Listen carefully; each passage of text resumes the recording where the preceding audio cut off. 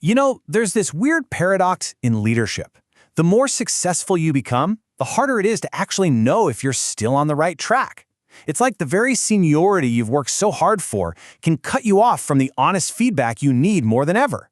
So today, we're going to dig into how the best leaders break through that isolation, and it all starts with learning what to ask the person in the mirror. So picture this. There's a manager, 15 years with his company, and he gets passed over for a big promotion.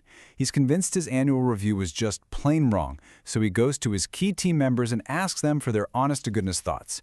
And what he hears back is a total shock to the system.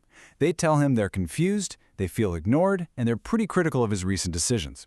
He was so buried in the day-to-day grind that he had completely, and I mean completely, lost touch with his own team. That was his wake-up call.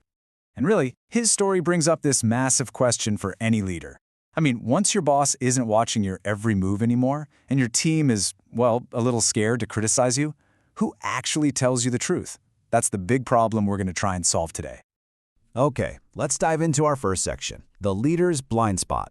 This is all about that dangerous feedback vacuum that success, almost by default, seems to create around you. Think about it.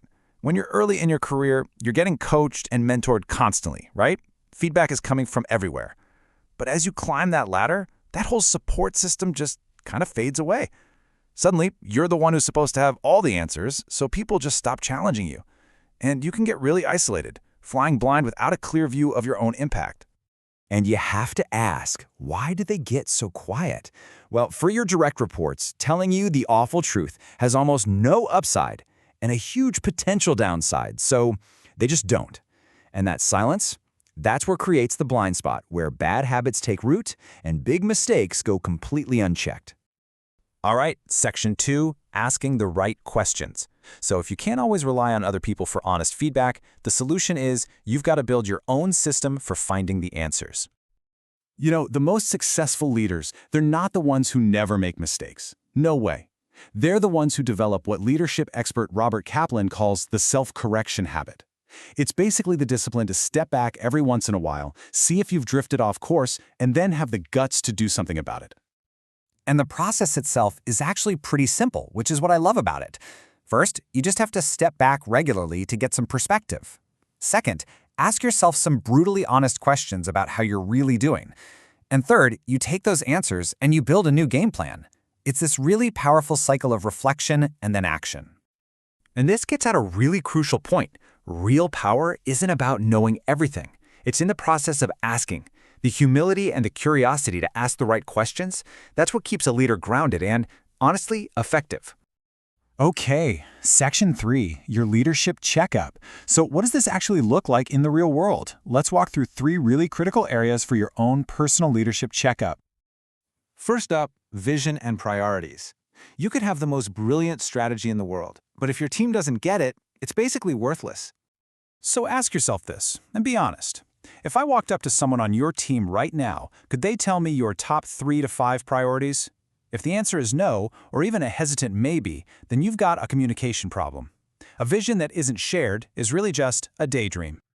There's this great story about a national sales manager who was super frustrated his team wasn't hitting their goals.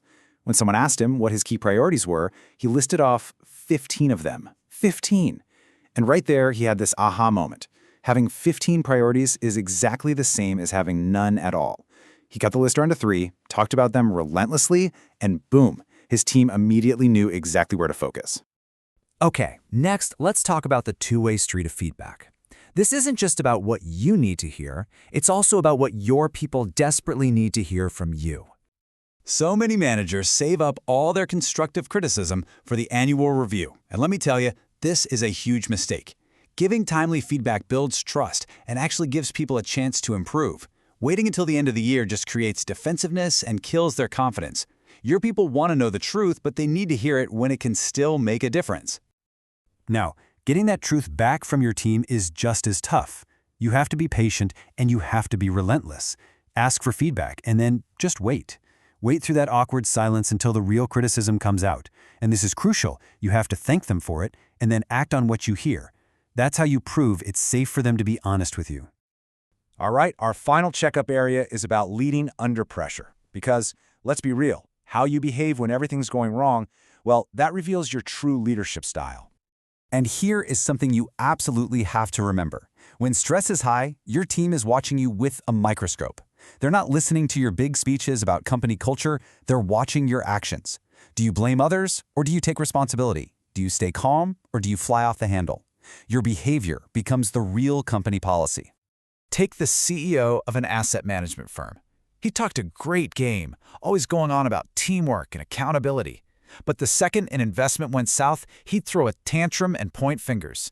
So what did his team learn? They learned that when things go wrong, the first rule is to find someone else to blame. His actions under pressure totally destroyed the very culture he claimed he wanted to build. Okay, section 4, the question in the mirror. All of this brings us right back to that quiet, honest moment of self-reflection. In the end, the most powerful tool you have as a leader isn't having all the answers. It's developing the habit of asking the right questions. That regular, honest self-assessment, that's what separates the good leaders from the truly great ones. So we'll leave you with one final thought. The most valuable insights, the real game changers, often come from the questions we're most reluctant to face. So, what is the one question you're most afraid to ask the person in your mirror? Because the answer to that question just might be the key to your next level of growth.